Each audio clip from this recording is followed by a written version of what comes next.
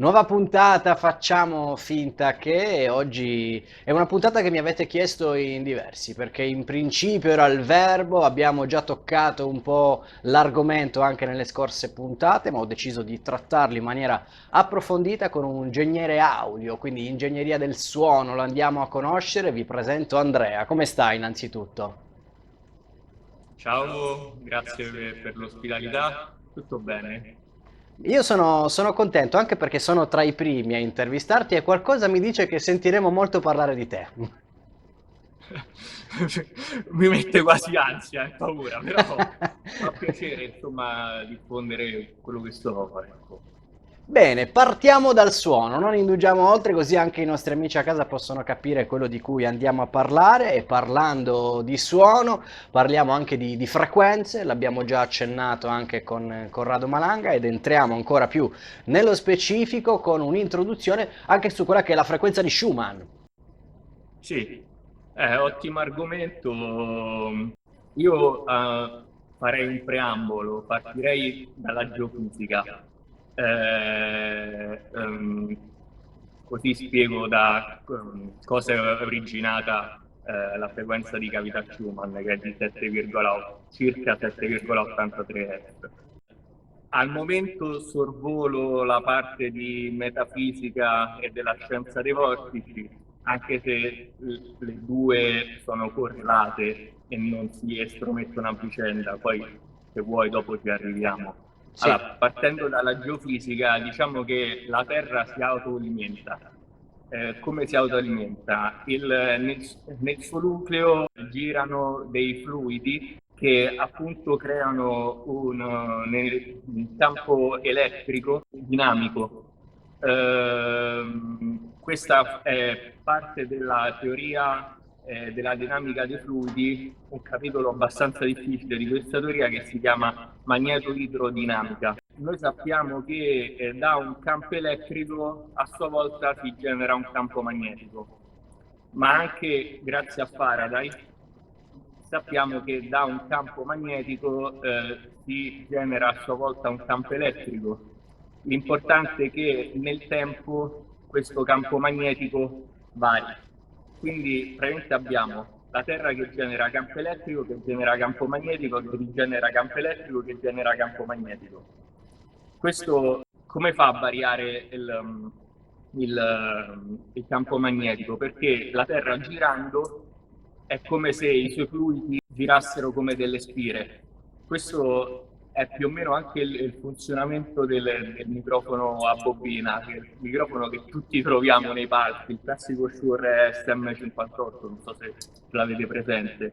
Così magari diamo pure qualche nozione tangibile, più che astratta. Praticamente cosa succede? Quando io emetto un suono dalle mie corde vocali, l'onda di pressione acustica sbatte sul diaframma del microfono al quale sono collegate delle spire che vanno su e giù intorno a un magnete fisso. Andando su e giù intorno a un magnete fisso cambia in relazione alle spire il campo magnetico e quindi si produce corrente elettrica che poi a sua volta attraverso i conduttori collegati al circuito creano corrente elettrica, quindi impulsi e quindi dunque frequenze e questo viene tradotto poi in segnale audio. Quindi tornando alla Terra si crea un campo elettrico, quindi una differenza di potenziale. Noi abbiamo una differenza di potenziale tra Terra e ionosfera. Questa differenza di potenziale appunto fa sì che ci sia questa risonanza che è di 7,83 Hz. Noi sappiamo che la corrente è un'onda sinusoidale e l'onda sinusoidale ha fase e controfase, quindi positivo, fase positiva e fase negativa. Quindi noi abbiamo 7,53 cicli al secondo.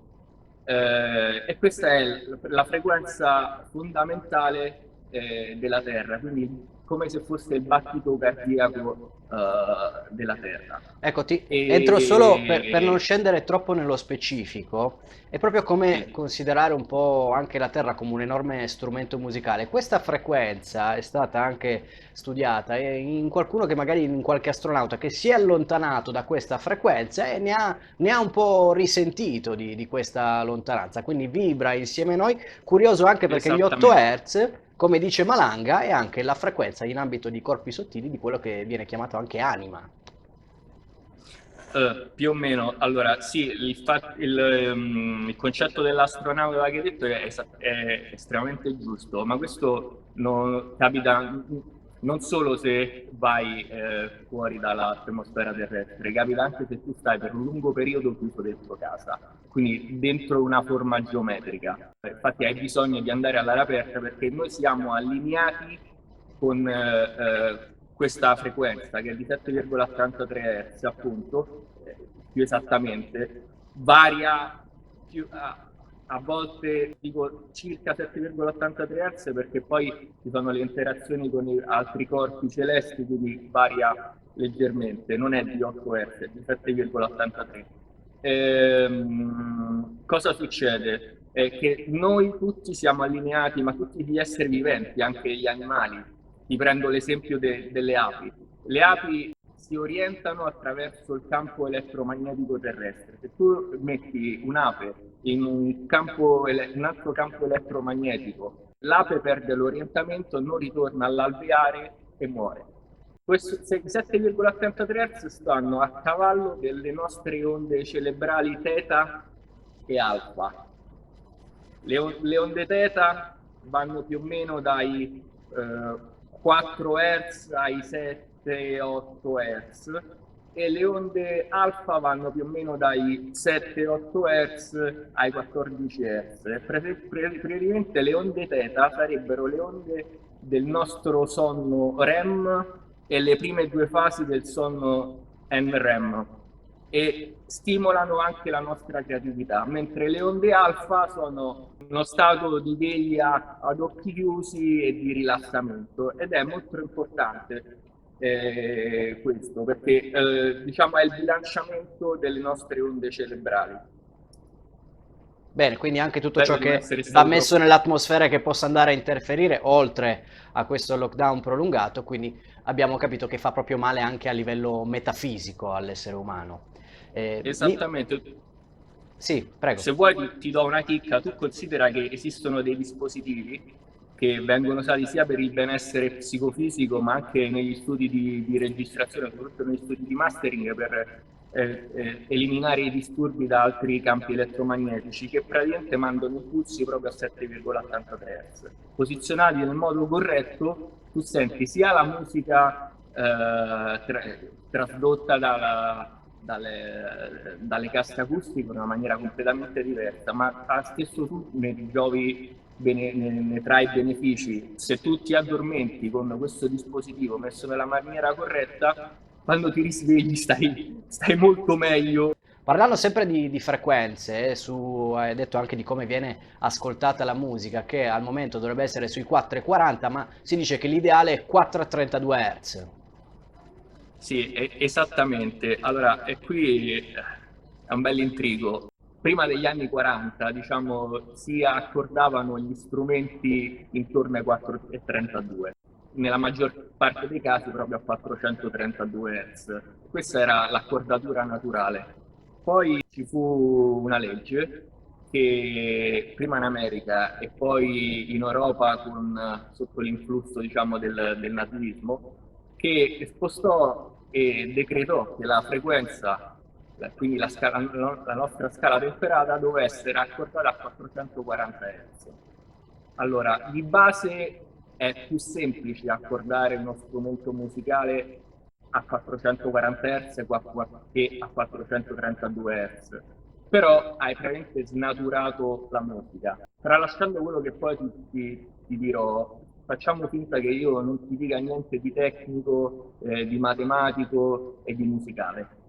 Se io ti faccio ascoltare un brano, lo stesso brano riprodotto con l'accordatura a 432 Hz e l'altro con l'accordatura a 440, sono sicuro al 99% che tu gradirai senza sapere nulla più quello a 432 Hz. Fatto sta che se vedi il pattern geometrico dei 432 Hz in questa maniera, io mando un'onda sinusoidale, quindi un'onda pura, faccio vibrare della sabbia su una piastra metallica, il pattern geometrico che esce, esattamente questo qui, dai 432 Hz è oggettivamente più bello e più armonico del pattern geometrico dei 440. Entrambi sono multipli di 8, però a me interessa i 432 Hz perché diciamo che il numero intero più vicino a 7,83 Hz è appunto 8. 432 è 54 volte 8.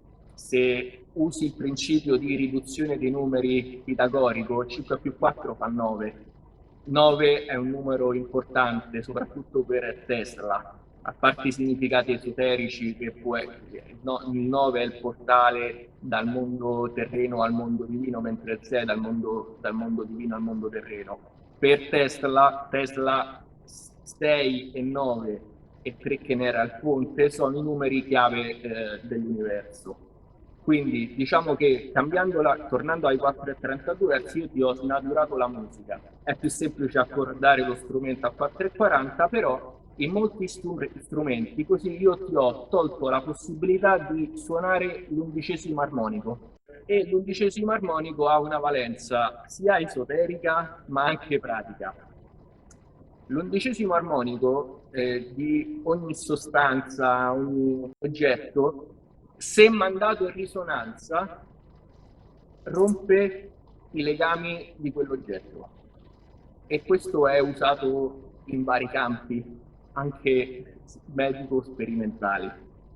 Qui entriamo in territori abbastanza complessi e complicati e anche delicati. Ci fanno anche le armi. Sì, le armi psicotroniche, ci sono... Sì, sì. È un mondo anche abbastanza delicato toccarli. Vai tranquillo Andrea perché noi facciamo finta, adesso poi oggi ci stiamo proprio soffermando dal punto di vista tecnico per far capire, anzi ci scusiamo se andiamo molto nello specifico in qualche spiegazione, ma solo per farvi capire la scienza che arriva poi ad alcune affermazioni che non sono campate in aria, e adesso poi le andremo anche a un po' più nella pratica di quello che stiamo dicendo. Quindi Andrea, tu vai tranquillo perché noi qua facciamo finta, quindi nessuno si offende, nessuno ci critica. Allora, noi visto che facciamo finta, ovviamente se sono troppo tecnico, tu dimmelo, io cerco di spiegarla in maniera più semplice e banale. Come ti dicevo, ogni sostanza, ogni cellula, ogni oggetto vibra a una frequenza fondamentale, che nel caso della Terra è 7,83 Hz, ma tu sai che poi tra Terra e ionosfera ci sono anche le armoniche dei 7,83 Hz, che insieme ai 7,83 Hz appunto vengono eccitate poi dai fulmini. Se facciamo conto io suonassi un accordo semplicissimo che è Do Mi Sol, ok? Do Mi Sol, la fondamentale è Do. Se io suono anche solo Mi e Sol, la fondamentale resta sempre Do, tu percepirai sempre quel Do. In quel caso in musica noi la chiamiamo fondamentale fantasma.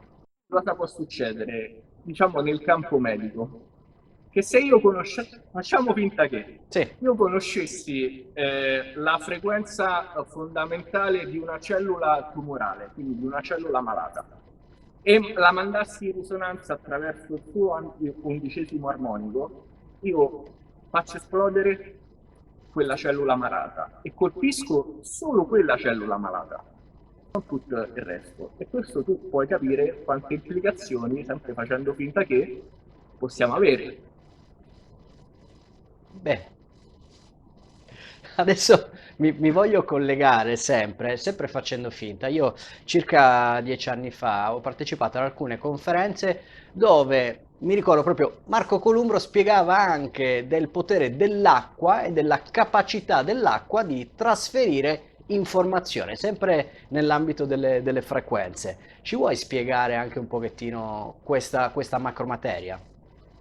Ovviamente, benissimo, guarda, argomento fantastico anche questo molto delicato. Allora, parte tutto da Jacques Benveniste, che però i suoi studi, i suoi esperimenti in un primo tempo non vengono per niente accettati. Dalla comunità scientifica.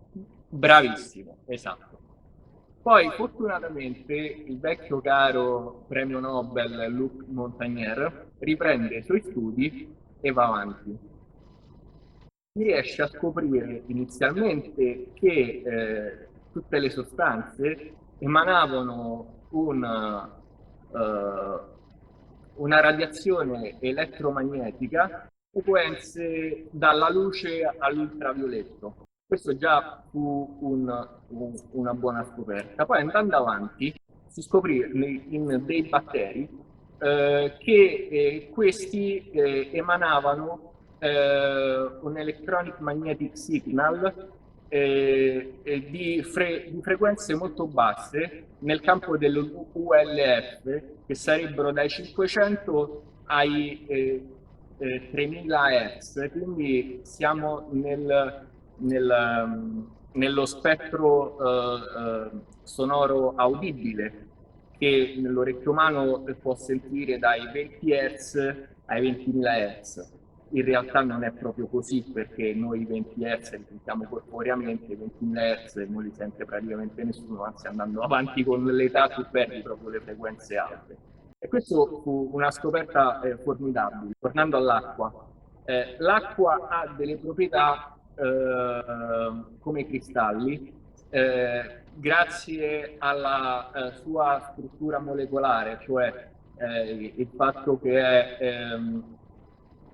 è due atomi di idrogeno e uno di ossigeno, quando si vanno a legare altri due atomi di idrogeno e un atomo di ossigeno, formano una sorta di cristallo, quindi un biocluster. Dentro questo biocluster può rimanere imprigionata l'impronta della sostanza con cui viene a contatto. Quindi, facendo un banalissimo esperimento, io metto a contatto l'acqua con una sostanza, la diluisco 24 volte, dopo 24 diluzioni non resta più niente di quella sostanza, ma semplicemente l'impronta è imprigionata nel suo dominio di coerenza, quindi dentro questo, chiamiamolo impropriamente cristallo. L'acqua aveva immagazzinato la radiazione del campo elettromagnetico. Che esperimento ha fatto Montagnier? Praticamente Montagnier ha messo a contatto con del DNA l'acqua, diluendola 24 ore di quel DNA non aveva più niente, e registrava ancora lo spettro sonoro di quel DNA. Quindi ha registrato l'audio, ha digitalizzato il file, l'ha mandato a un laboratorio di tutt'altra parte del mondo, il quale ha fatto il procedimento inverso, ha riprodotto il file audio, lo ha fatto, tra virgolette, ascoltare a una provetta d'acqua, e questa ha immagazzinato a sua volta l'informazione della frequenza di quel frammento di DNA, e con questa informazione sono riusciti a ricostruire la sequenza di DNA senza le polimerasi. Bene, ci sono Spero di poi... essere ah, stato.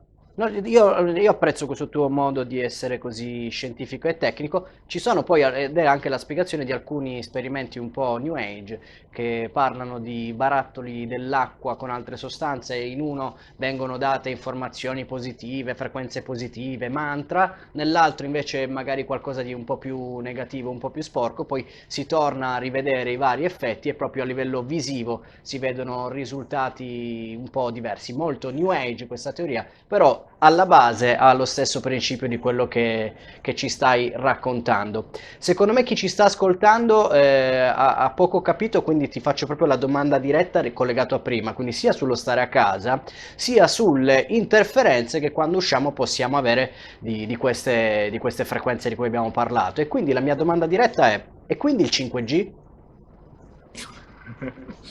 Ok, facciamo finta che sempre, eh. Sì, sì, noi facciamo finta.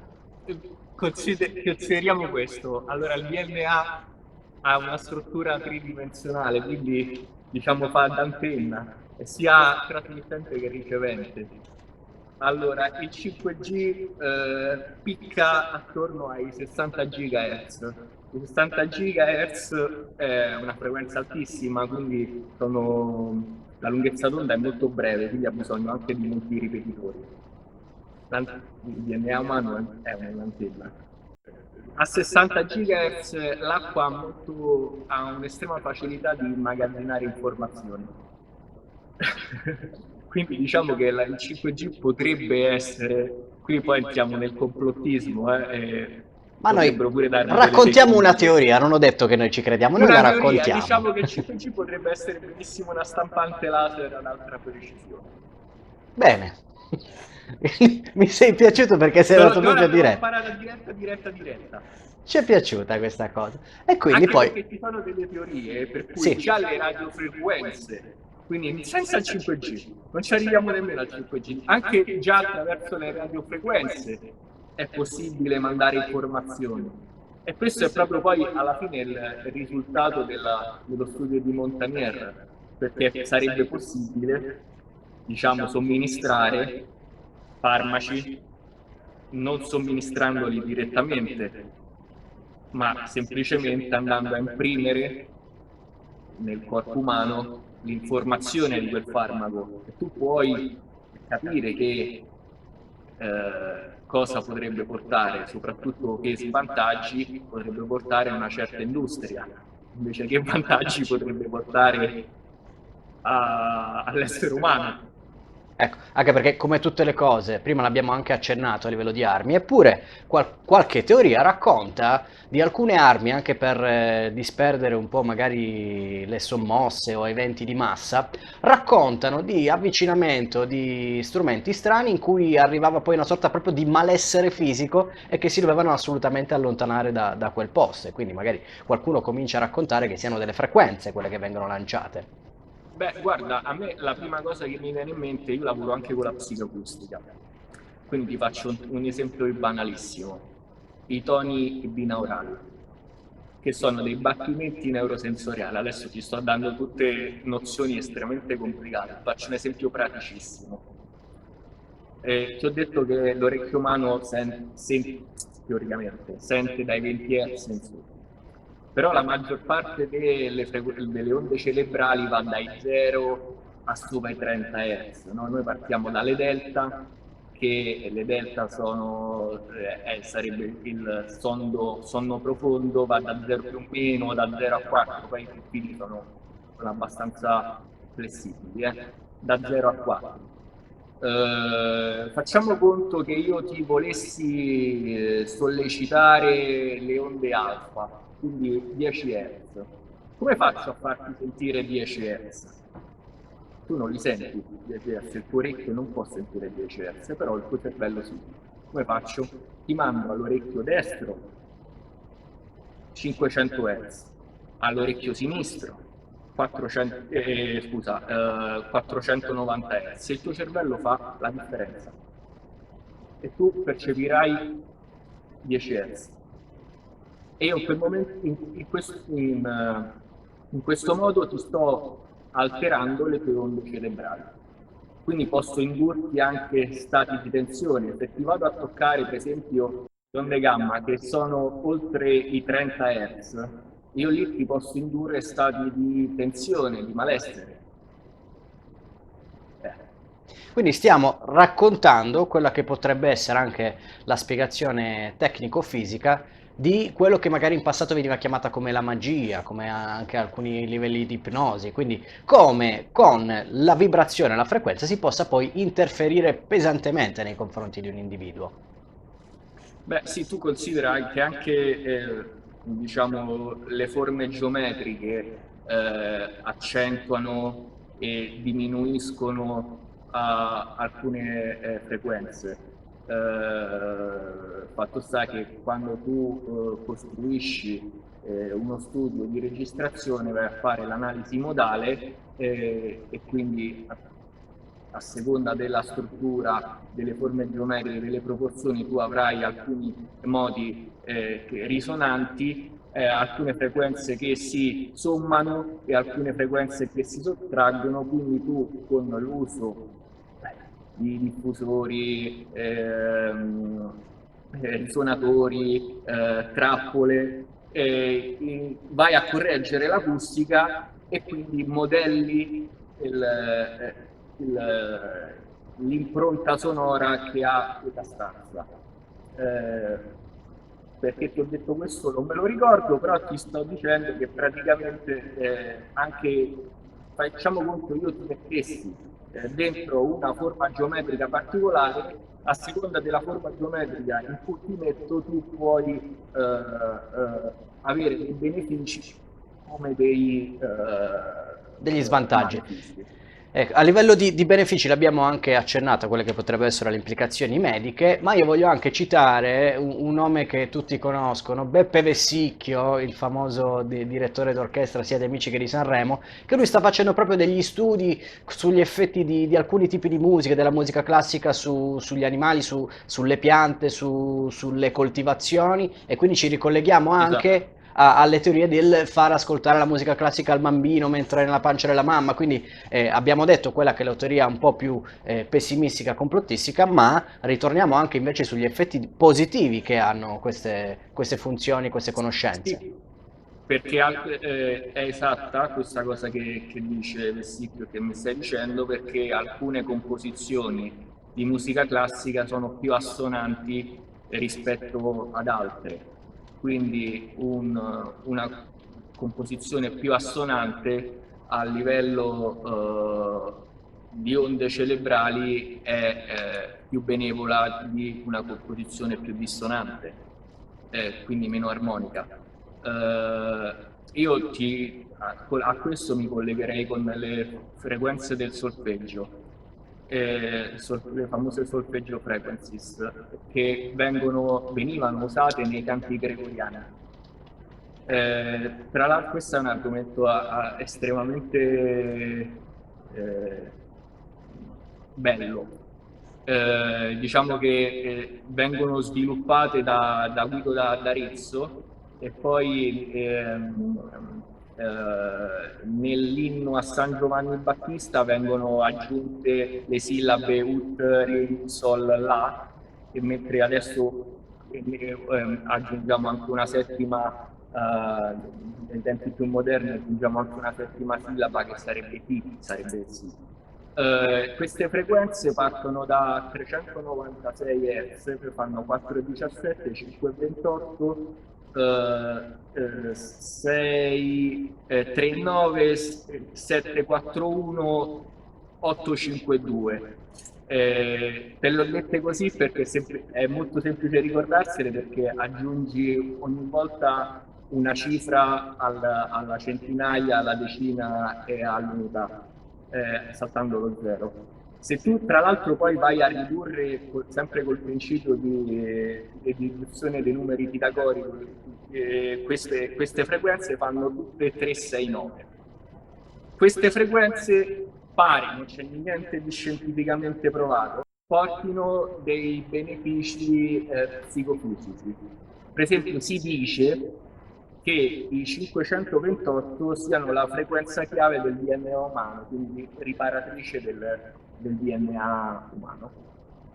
E la cosa particolare è che un fisico negli anni 70 scopre, si chiama, se non erro, Joseph Puleo, scopre negli anni 70 nel libro dei numeri della Bibbia, al capitolo 7, dal verso 12 al verso 83, che c'era una ripetizione di queste terzine e mi ha ricavato proprio queste frequenze. Quindi diciamo che ti posso dire, la Bibbia è un codice. Molto interessante, anche perché fra l'altro sempre in ambiente New Age, questa cosa del riparatore di DNA Esistono alcuni trattamenti che in qualche centro olistico, se non sbaglio qualcuno in Liguria, proprio raccontano, in cui con alcune luci e frequenze vanno, loro dicono, a riparare e interferire col DNA umano, e quindi alla base ci sono queste conoscenze. Noi non stiamo dicendo che funziona, stiamo dicendo da dove vengono tratte, giusto? Noi facciamo finta, Andrea. Sì, sì, Tu dici a sto giustamente. prezzo. Bene, bene. Allora, io direi che abbiamo dato un sacco di nozioni. Ti chiedo in chiusura, perché l'ho scoperto anche con te, noi uniamo un po' i puntini, e quindi anzi, benvenuto in questa famiglia, e mi fa un sacco piacere coinvolgerti, perché hai un sacco di conoscenze che sono complementari alle mie e a quelle di altri relatori che andremo poi ad incontrare. Con te voglio approfondire quello che abbiamo accennato anche con altri, che è quindi il quinto tentativo di civiltà umana, il numero 5, e si va a collegare, quindi lo raccontiamo brevemente come una favoletta, alle altre, perché interagendo con te, e poi dopo ti farò dire anche tutti i tuoi riferimenti, perché sono sicuro che molti saranno incuriositi da quello che tu racconti e spieghi, andiamo a raccontare questa favoletta che le racchiude tutte e cinque. Ok, allora stiamo parlando della Blavatsky. Che È poi, la che poi Blavatsky. sarà oggetto di una puntata, e tieniti pronto, perché la Blavatsky poi ne andremo ad approfondire. Allora, la Blavatsky, che tra l'altro da tanti denigrata, però ha fatto un grande percorso di conoscenza, soprattutto in Tibet.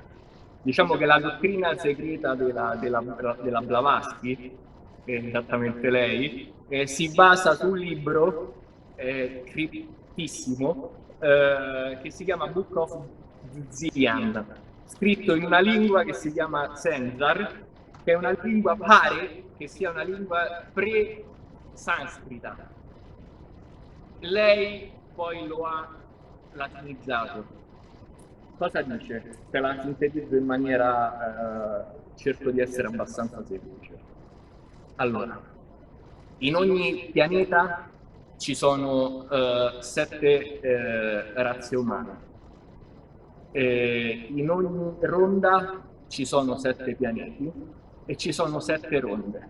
Alla fine di sette ronde finisce la catena.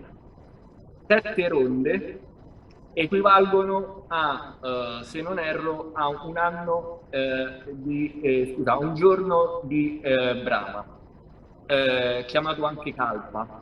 Poi, dopo il giorno di Brahma, c'è una notte di Brahma che ha esattamente la stessa durata, dove il tutto, diciamo, si dissolve. E poi si ricomincia di nuovo. Sempre se non erro, il giorno di Brahma sono 4 miliardi e 320 milioni di anni, quindi un numero immenso. Tornando al nostro tempo, diciamo, noi staremo, sempre secondo la Blavatsky, nel pianeta D, quindi il pianeta solido, perché diciamo, quando lei parla di pianeta A, B, C, D, E, F e G, parla di vari stati, ma sempre dello stesso pianeta. Quindi non è che noi prendiamo e poi andiamo, finisce questo pianeta e andiamo in un altro pianeta, no, è lo stesso pianeta che però cambia di status. E saremo la quinta razza, la razza che lei chiama ariana. Quindi io ti direi che secondo la teoria della Blavatsky siamo tutti ariani. Quindi Sempre in poi partenza dal Tibet, ma voi mettetela lì questa informazione, perché ci tornerà utile. sì, poi mi dovrei legare a quello che succede negli anni della seconda guerra mondiale, però ok, secondo la Blavatsky siamo tutti ariani e ti dico che per me pure è così. Prima della razza ariana, partiamo dalla prima, c'è una razza che lei chiama dei Pitri, che potrebbero equivalere agli Elohim dell'ebraismo, che erano moniadi lunari. Da questa razza viene una seconda razza, sempre una razza eterea. Dopo la seconda razza viene una razza, la famosa razza lemuriana, che erano dei corpi plastici e devono prendere consapevolezza del proprio corpo fisico. Prendendo consapevolezza, man mano prendendo consapevolezza del corpo fisico, commettono un, tra virgolette, peccato, si uniscono al mondo animale. Quindi questa razza viene sterminata attraverso il fuoco.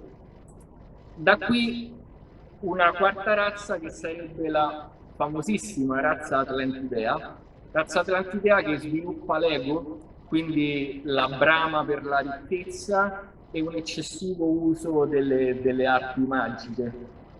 Quindi di nuovo intervento divino, viene spazzata via dall'acqua. Io qui ci leggo qualcosa del diluvio universale o eventualmente una deglaciazione. Da questa quinta razza e la quarta razza arriviamo appunto alla quinta razza che sarebbe la nostra. Ora C'è anche un'anticipazione di ciò che verrà?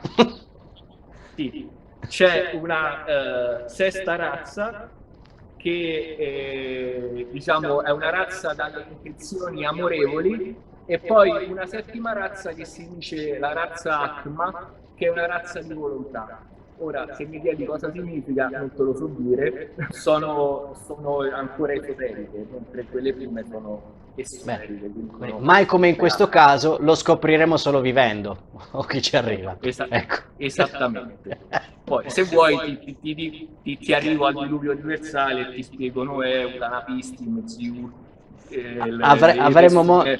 Avremo modo di farlo. Adesso ti ho solo voluto fare anche per una sorta di infarinatura di quello che potremmo andare a raccontare anche con te. Metto solo un inciso riguardo Brahma, per così, giusto per dare qualche informazione in più. Ci sono anche numerose correlazioni tra quella che era la cosmogonia, quindi Brahma Loka, dove abita questo Brahma, lo spazio e il tempo che serve per arrivarci, e a livello di fisica e di fisica quantistica torna tutto con le nostre recenti scoperte di quello che è il tempo e l'astronomia. Quindi ci sono un sacco di puntini da unire. Io però intanto ti ringrazio per essere stato insieme a noi, ma in chiusura vorrei che tu ricordassi dove possiamo trovare e leggere anche di questa nuova pagina che hai creato un sacco di informazioni di cui ci hai accennato anche quest'oggi. Allora, io ho cominciato a scopo filantropico a diffondere in giro per la rete i miei approfondimenti. Poi mi sono accorto, mi è esplosa una bomba in mano, mi sono accorto che la gente era più che interessata, quindi per racchiudere l'audience e canalizzare tutto il mio lavoro affinché non vada perso appunto per la rete, ho creato una pagina che si chiama Punto Zero, è facile trovarla, è scritto punto proprio a lettere, poi punto, dot e zero al numero. E qui man mano sto riportando al giorno e sto integrando con tutti i vari approfondimenti che avevo fatto e quelli che farò insomma in futuro. Bene, fra l'altro ci eravamo sentiti e mi avevi anche detto che eri un po' preoccupato di questa intervista video, perché un conto è scrivere, un conto è anche l'angoscia della telecamera nel raccontare, ma te la sei cavata benissimo. Lo spero, anche perché diciamo che ho avuto delle esitazioni, ma gli argomenti sono abbastanza complessi. Io non amo le telecamere, nonostante il mio primo lavoro, infatti è un po' un'utopia, però un conto è suonare, un conto è scrivere, un conto poi è esporre davanti a una telecamera, mi mette un po' in soggezione. Poi sono argomenti abbastanza complicati, quindi Molto. è difficile semplificarli e renderli alla portata di tutti quando magari l'ascoltatore non ha i concetti, I preconcetti. alla Ma noi base andiamo di quello veloce, che poi ognuno sto dicendo. si farà le proprie ricerche, e quindi il grazie doppio per esserti messo in gioco. E qualcosa mi dice che se ci risentiremo, se ci saranno altre puntate, vedremo e vedranno anche il tuo miglioramento dal punto di vista televisivo, e quindi mi fa un sacco piacere essere tra i Sono primi. qui, speriamo. Grazie Andrea, E quindi grazie per essere stato con noi. Il rimando e anche tutte le informazioni che noi vi diamo, perché andiamo anche veloci, lo so, ma spesso sono collegate con altre puntate, quindi vi invito ad andare su tutti i social, Facebook, YouTube, iscrivetevi al canale YouTube Facciamo Finta Che, perché unendo un po' i puntini di tutte le puntate che piano piano, se avrete voglia, potete andare anche a rivedere, proprio collegando i puntini, allontanandosi un attimo, un quadro e un filo logico che le unisce tutte c'è. Quindi se all'inizio non lo si percepisce, fidatevi del mio modestissimo punto di vista, in realtà un filo conduttore unico io l'ho trovato e cerco con questa trasmissione, queste puntate, di farlo capire a più persone possibili. Grazie ancora Andrea. Grazie a te.